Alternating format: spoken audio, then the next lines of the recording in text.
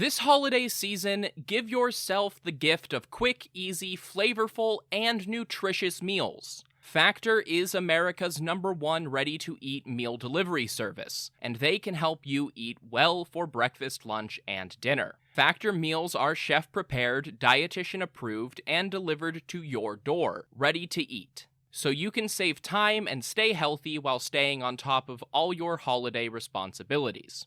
Cross meal prepping off your to-do list with 35-plus fresh, never-frozen meals that are hot and ready in just 2 minutes. Factor offers options to fit your lifestyle and preferences, whether it's calorie smart, vegan and veggie, or their protein plus option.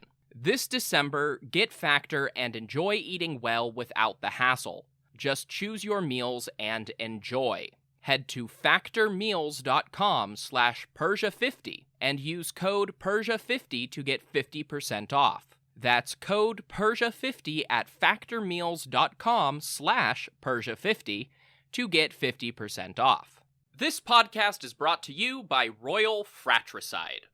Attention, princes and kings! Does your empire have 1 million or more subjects? Do you feel like you would do a better job of leading the wayward masses than your idiot brother? Or perhaps you know that he has no right to rule because you were born at a better point in your father's life. Well then, I have a deal you can't pass up. Royal Fratricide. Simply attach 1 bottle of fratricide to the end of your spear and apply it liberally to any siblings you think might threaten your ability to claim the throne. Whether they have your father's favor, a cohort of annoying priests, or just bother you sometimes, Royal Fratricide will secure your position in the history books. Go to historyofpersiapodcast.com/Royal Fratricide and use promo code BROTHERS to get 10% off your kingship today. Royal Fratricide does not take responsibility for any coups, plots, or usurpations resulting from use. This ad is to be considered parody. Hopful Media does not endorse X sides of any sort. Please stab responsibly. This podcast is brought to you by Royal Fratricide.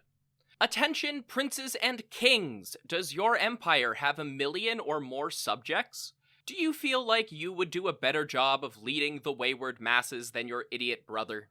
Or perhaps you know that he has no right to rule because you were born at a better point in your father's life. Well then, I have a deal you can't pass up. Royal Fratricide. Simply attach 1 bottle of fratricide to the end of your spear and apply it liberally to any siblings you think might threaten your ability to claim the throne. Whether they have your father's favor, a cohort of annoying priests, or just bother you sometimes, Royal Fratricide will secure your position in the history books. Go to historyofpersiapodcast.com/Royal Fratricide and use promo code BROTHERS to get 10% off your kingship today. Royal Fratricide does not take responsibility for any coups, plots, or usurpations resulting from use. This ad is to be considered parody. Hopful Media does not endorse X sides of any sort. Please stab responsibly. History of Persia is a Hopful Media podcast production. This show is sponsored by BetterHelp Therapy Online.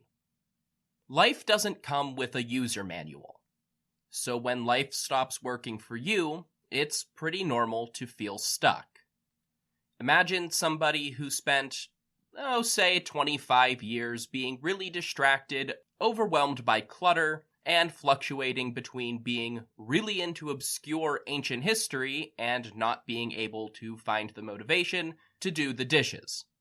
That person is me, and apparently, if there were a user manual to life, it might have told me that I have ADHD and should talk to my doctor about that. Therapists are about as close to a manual as we can get. Folks who are trained to help you figure out challenging emotions and learn coping skills. BetterHelp has connected millions of people with licensed, registered therapists for convenient and secure online therapy. It's convenient and 100% accessible online. No waiting rooms, no traffic, and not even endless Googling of therapist near me.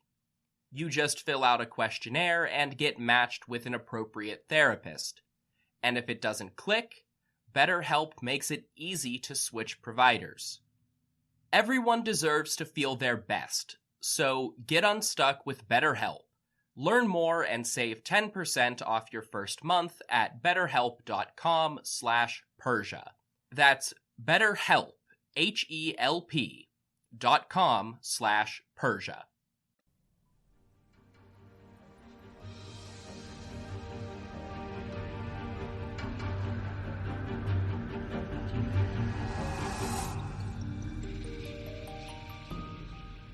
Hello, everyone. Welcome to the History of Persia. I'm Trevor Cully, and this is episode 24, Darius the Great. This is the third and final episode on the early military activity of King Darius I. It took us 5 episodes to get from the beginning of 522 BCE to the end of 521. In that span, I discussed the revolt of Bardia against his brother Cambyses, Cambyses' own sudden and unexpected death from infection before he could ever confront his brother, Bardia's sudden rise to power and even more sudden fall from the throne, the coup of Darius and his 6 conspirators, the revelation that Bardia may actually have been the Magian imposter named Gomata, and finally, in the most recent few episodes, I followed the detailed chronology of the Behistun inscription as Darius put down a series of revolts all over his newly acquired empire. Today, we're taking the story one step further as Darius sets out to continue the grand imperial project started by Cyrus the Great and expand the Persian Empire to its greatest ever extent. That brings me to the title of this episode.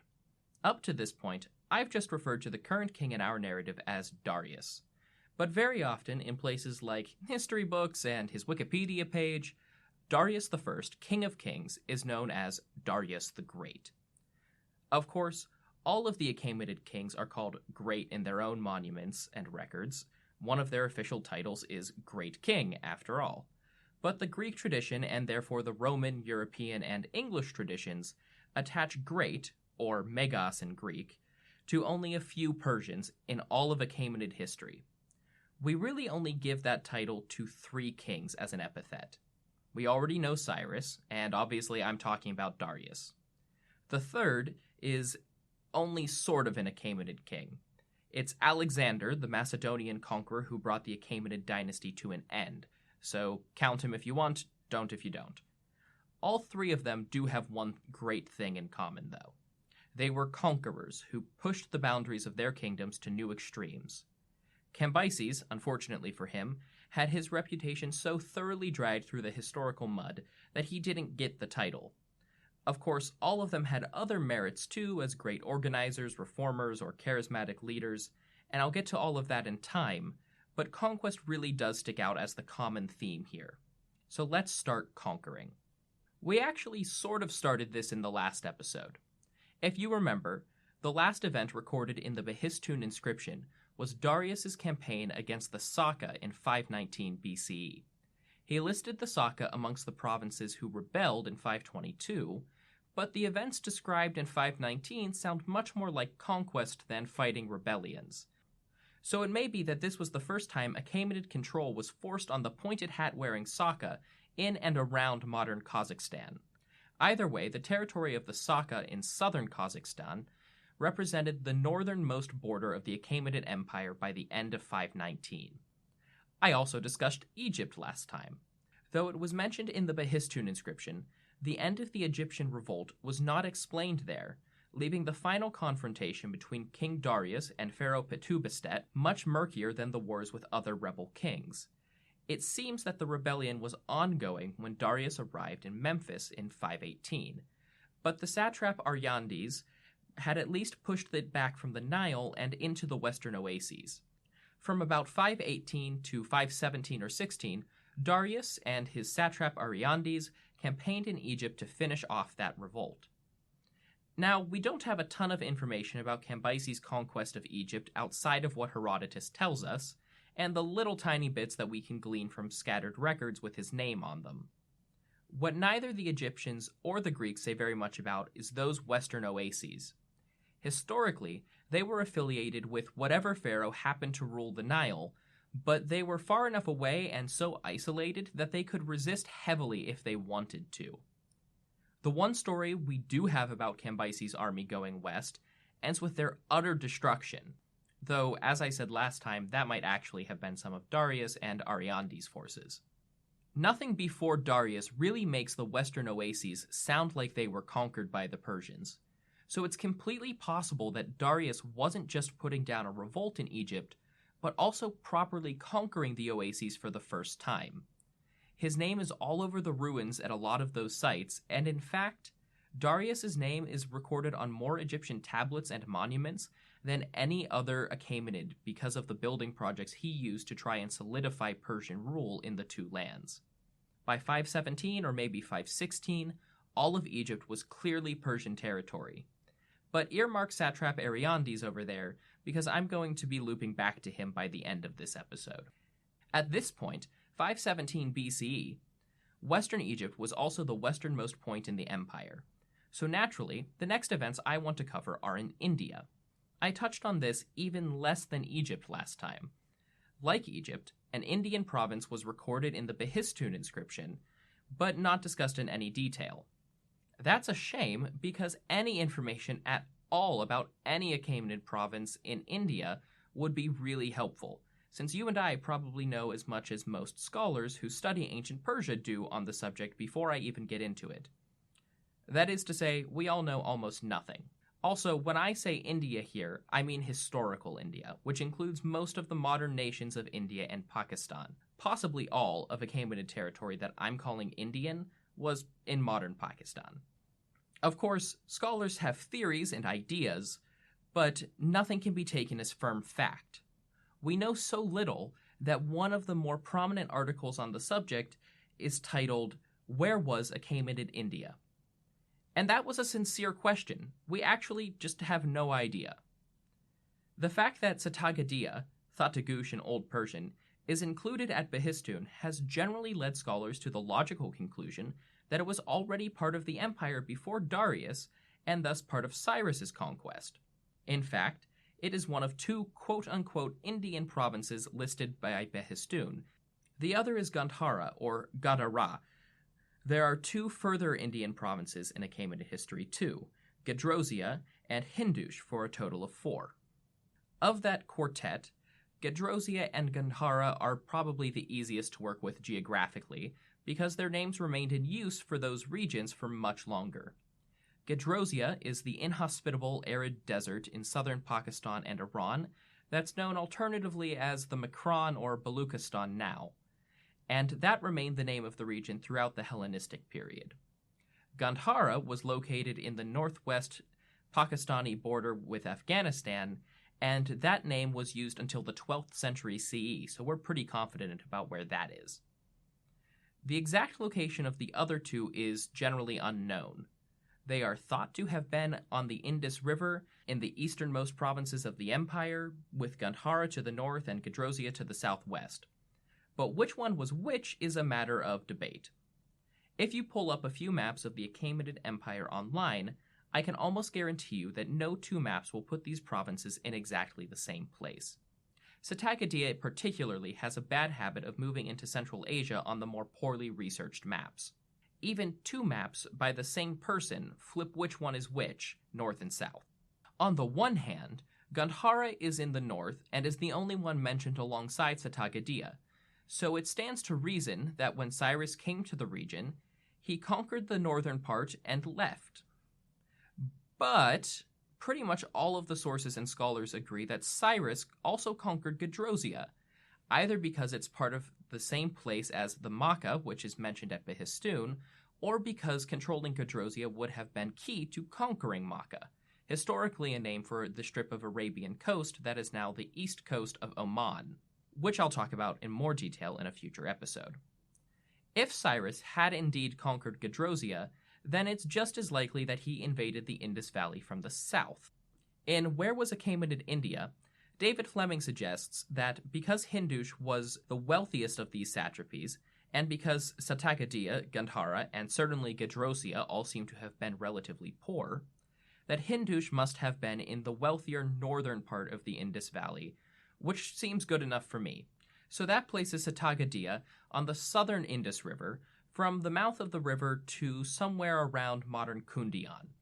And of course, it's entirely possible that the name shifted around a bit when Darius reorganized the region after his conquest. Sometime between 518 and 515, a Persian army invaded the Indus Valley, where they reasserted Achaemenid control over Satagadia and conquered and created the new satrapy of Hindush. In Greek, Hindush was rendered as Indos, and in Latin that became Indus, and over time that's where we get the name India. I'd love to have an epic story or detailed military account of the kings Darius or even Cyrus faced when they invaded the region. Who they were affiliated with, how the wars were fought, anything of exciting substance to add to the story here, but I just don't. 1 minute, they've never been heard of before, then Satagadia is in rebellion, then all 4 Indian provinces are part of the empire. The actual events are basically lost to us. Making things much worse is the fact that we don't have any firm Indian record for the Achaemenids at all. To be fair, we don't have many Indian sources from the 6th century to begin with, but one we do have is a geographer named Panini from Gandhara itself, and he doesn't mention anything that could even be interpreted as the Persian Empire. It's just a confusing mess. The only story related to us by an ancient source comes from Herodotus, and as usual, he chose to follow a single Greek character rather than explaining the broader geopolitics of the Persian Empire. In this case, it is the Carian riverboat captain Skulaks of Karyanda. As a Carian, he was a native to the southwest coast of Anatolia and probably a Greek speaker. His story is an interesting one, but first, I have to talk about this guy's name. Just for a second, because it's kind of ridiculous. In English, it's usually Latinized and looks like Silax, the same way that Scythians became Scythians. But if you know the classical pronunciation, that becomes Skulaks. Now, if you know modern Greek, you probably know that skylos is the word for a dog. These 2 words are connected, but in ancient Greek, a dog was a kuon, related to the Latin canis and the English canine by extension. But much like English, the ancient Greeks did not use the same word for a young dog that they did for the adults. The ancient Greek word for a puppy was skulax. So this riverboat captain was named Puppy. And over time, modern Greeks just started calling all dogs pups, so to speak. It's a little more complicated than that linguistically. So anyway, Captain Puppy here was sent on a fact-finding reconnaissance mission by Darius before the invasion of India. According to Herodotus, he and his fleet of ships started in a place called Paktiika. That's not a real place so far as anyone can tell, so it's generally taken to be somewhere in Gandhara. At this point, the northeast extent of Achaemenid power. Herodotus says that they sailed east on the Indus, which probably really means southeast on the Kuram River, then south on the Indus, charting the relatively unknown region for the Persian king before exiting the mouth of the river and attempting to make their way to Egypt. Herodotus says that they sailed around the whole of Africa, taking 30 months for their voyage. But in all likelihood, if they made the massive journey at all, they probably came up the Red Sea and made landfall on the Egyptian east coast. That would certainly explain why Darius's canal between the Nile and the Red Sea often became associated with Skulax's journey in later sources. Captain Puppy himself wrote an account of their voyages, and that was used as a source and referenced by a handful of later authors like Herodotus. Unfortunately, the account itself is lost. Happy New Year, everyone! If your New Year's resolution includes learning a new language, maybe because you want to connect with friends and family, or maybe to add a new and useful skill to your resume, then Rosetta Stone is for you. Rosetta Stone is the most trusted language learning program with more than 30 years of experience behind it. They offer 25 languages, including Spanish, German, Arabic, Persian, and Chinese, as well as a lifetime membership for you to buy now and get access to all of the lessons forever. Rosetta Stone has the best speech recognition technology of any language learning app out there to help you practice speaking and get feedback on your pronunciation. The focus of the program is on having real conversations, not just knowing a few translations. It's more effective and a more fun way to learn. So start the new year with a new skill. Don't put off learning that language. There's no better time than right now to get started. For a very limited time, History of Persia listeners can get Rosetta Stone's lifetime membership for 50% off. That's 50% off unlimited access to 25 language courses for the rest of your life. Redeem your 50% off at rosettastone.com/today. To us. Our next stop on this whirlwind tour of the empire is with our old friends on the Greek island of Samos. Since the reign of Cyrus the Great, the Samian tyrant Polycrates had frustrated the Persians for his own gain. At first, it was an alliance with Egypt to antagonize the Anatolian coast. Then he switched sides to help Cambyses, only to send rebellious ships, and he, like so many others, probably saw an opportunity to get out when Cambyses died. Unfortunately for him, he'd already made an enemy out of Oroetes, the satrap of Sparta, and he was tricked into coming to the mainland where Oroetes captured and executed him. For more about Polycrates and his misadventures with the Persians, you can check out episode 19, The Tyrant and the Kings. Since Polycrates' death, Samos had been ruled by a new tyrant called Maiandros, who was attempting to transition from an autocratic tyranny to a democracy in the same vein as Athens. But his brothers weren't having any of this and wanted to restore the tyranny, of course with one of themselves as tyrant. The Persians always kept one eye on the powerful Greek island and saw this discord as their chance to take control of Samos and start spreading out into the Aegean islands. Darius had his agents dig up Silicon, a younger brother of Polycrates, and offer him Samos in exchange for being a client of the great king. Silicon agreed and sailed off to the island with a Persian army in tow under the command of Otanes, one of the 7 conspirators against Bardia. The Samians remembered the good old days under Polycrates and welcomed Silicon with open arms, but no good tyrant goes that quietly. Maiandros was happy to sneak off the island and run for his life, but one of his brothers hired mercenaries and attacked the Persians.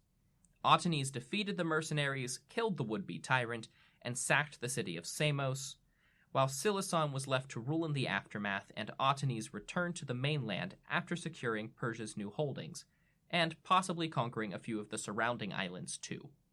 Around the same time, back in Egypt, the satrap Arianddes resumed Persian ambitions in Libya. Herodotus reports that Cambyses had accepted tribute and submissions from the Greek cities in Libya led by Cyrene, but if that happened at all, it was half-hearted at best. The Persians didn't actually control Libya, and apparently they weren't paying their tribute anymore either. According to Herodotus, Samos wasn't the only Greek city undergoing regime change in the 510s BCE. Archeselos, the tyrant of Cyrene, had recently been killed in a civil war, and his mother had fled to the satrapal court in Egypt for help, refuge, and maybe revenge. She called on the satrap to defeat the faction in Cyrenaica that had killed her son. Only too happy to extend Persian territory and his own tax base, Arianddes led an army westward on the North African coast to conquer the Greeks and native Libyan tribes that lived there.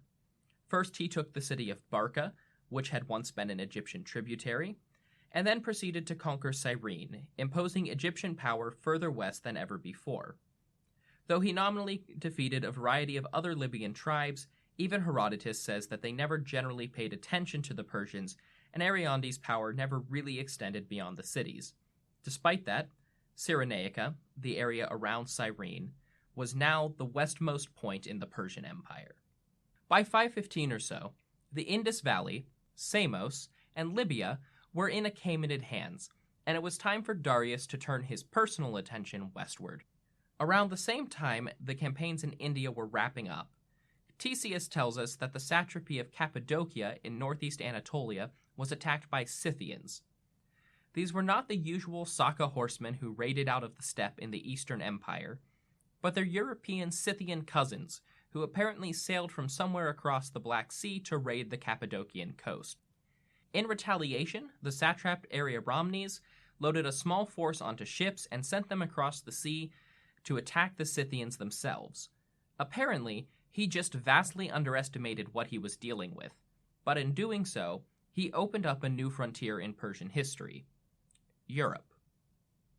Not long after, Darius himself gathered a large army in Anatolia from sources all over the empire, and launched Persia's first campaign into Europe in a story told by Herodotus. For the first time, the Persians constructed a pontoon bridge across the Bosphorus Strait at the site of a minor city called Byzantium, and they proceeded to march across that bridge into Europe for the first time.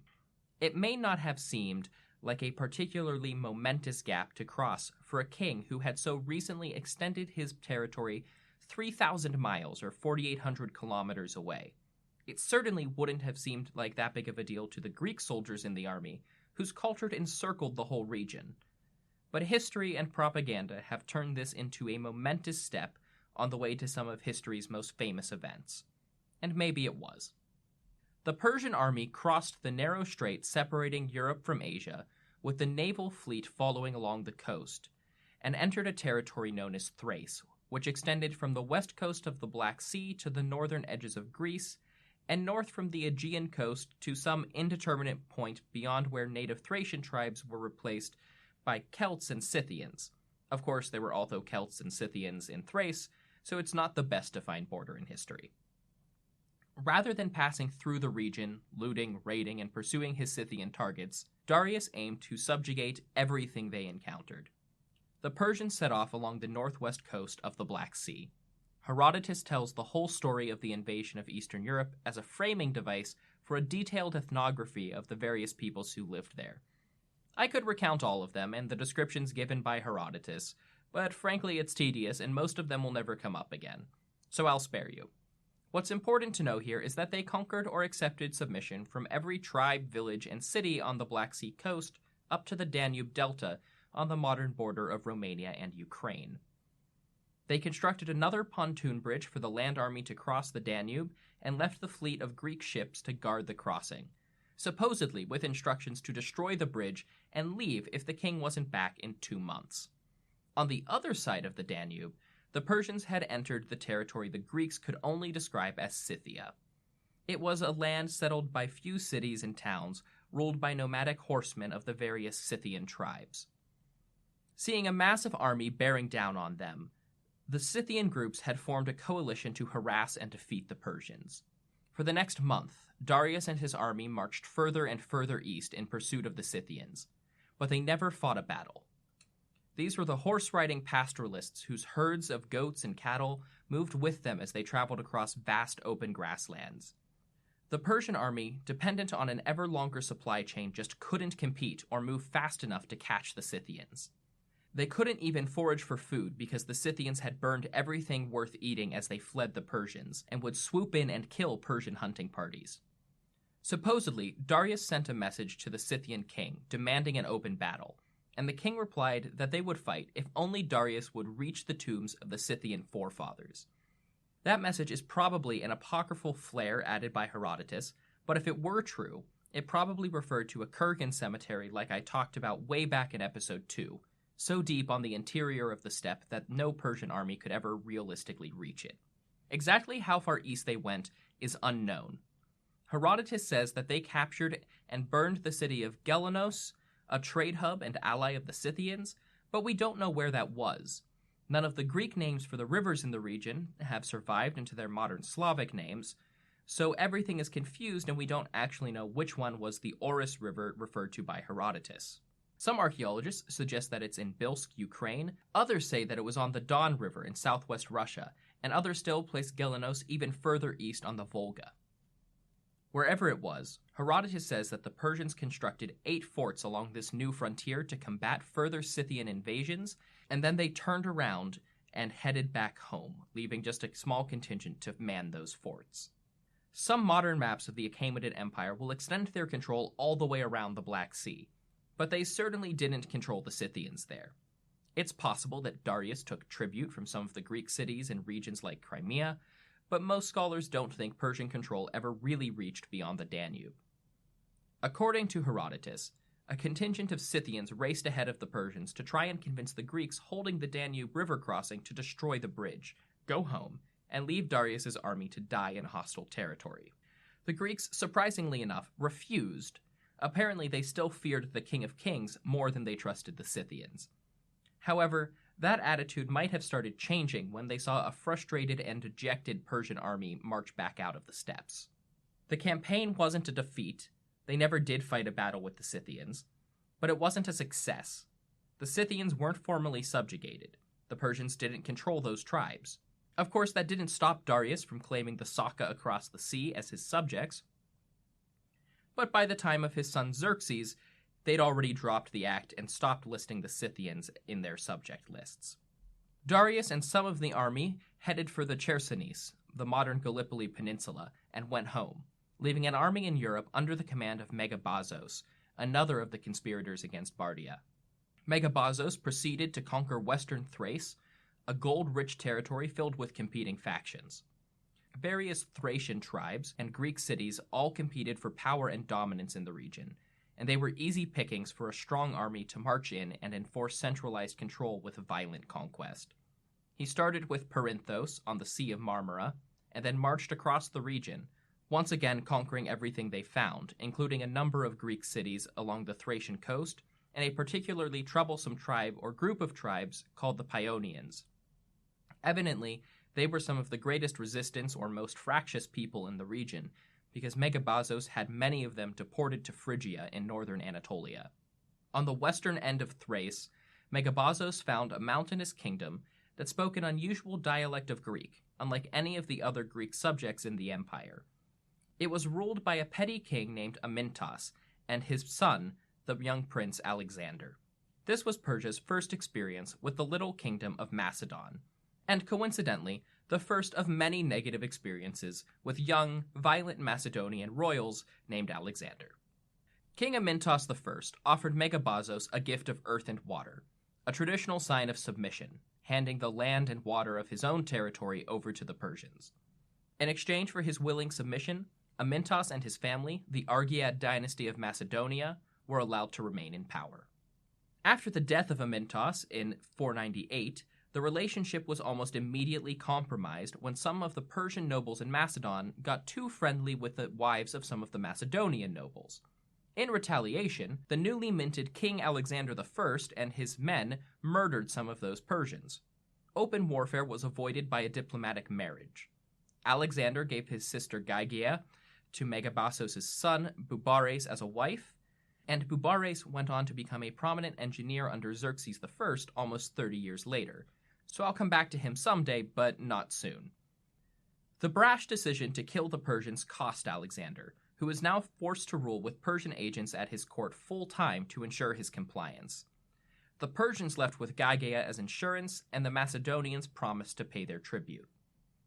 No source records whether Darius had given orders not to invade Greece proper yet in 512 BC, or if that was an executive decision made by Megabazos, but after a year of overall successful conquests in Thrace, the Persian army finally turned around and went home with 2 new provinces to show for it, at least nominally.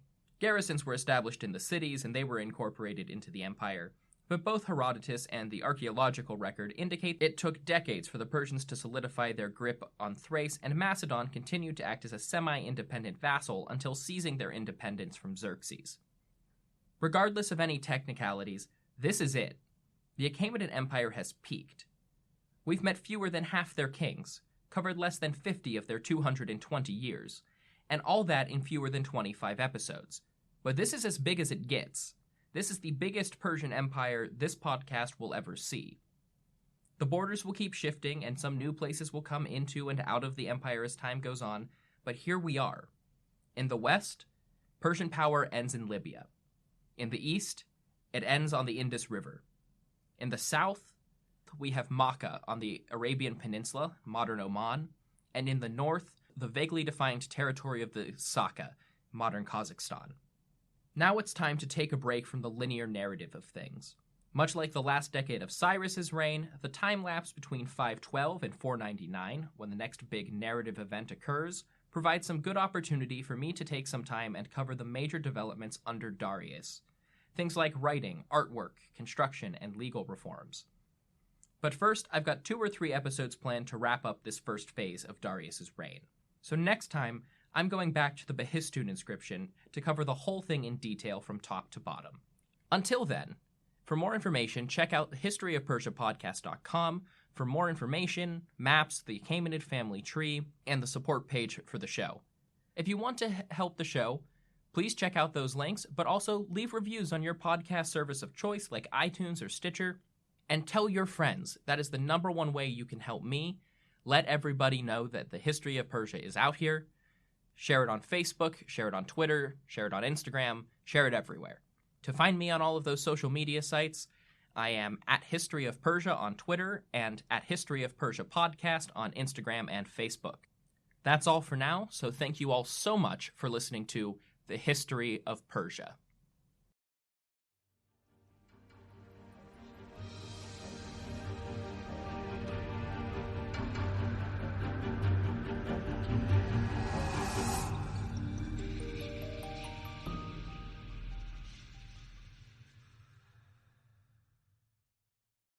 This podcast is brought to you by Royal Fratricide. Attention, princes and kings! Does your empire have 1 million or more subjects? Do you feel like you would do a better job of leading the wayward masses than your idiot brother? Or perhaps you know that he has no right to rule because you were born at a better point in your father's life. Well then, I have a deal you can't pass up. Royal Fratricide.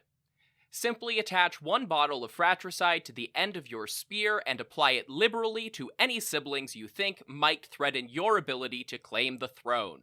Whether they have your father's favor, a cohort of annoying priests, or just bother you sometimes, Royal Fratricide will secure your position in the history books. Go to historyofpersiapodcast.com/Royal Fratricide and use promo code BROTHERS to get 10% off your kingship today. Royal Fratricide does not take responsibility for any coups, plots, or usurpations resulting from use. This ad is to be considered parody. Hopful Media does not endorse X sides of any sort. Please stab responsibly. This podcast is brought to you by Royal Fratricide. Attention, princes and kings! Does your empire have 1 million or more subjects? Do you feel like you would do a better job of leading the wayward masses than your idiot brother? Or perhaps you know that he has no right to rule because you were born at a better point in your father's life. Well then, I have a deal you can't pass up. Royal Fratricide. Simply attach 1 bottle of fratricide to the end of your spear and apply it liberally to any siblings you think might threaten your ability to claim the throne. Whether they have your father's favor, a cohort of annoying priests, or just bother you sometimes, Royal Fratricide will secure your position in the history books. Go to historyofpersiapodcast.com/Royal Fratricide and use promo code BROTHERS to get 10% off your kingship today. Royal Fratricide does not take responsibility for any coups, plots, or usurpations resulting from use. This ad is to be considered parody. Hopful Media does not endorse X sides of any sort. Please stab responsibly.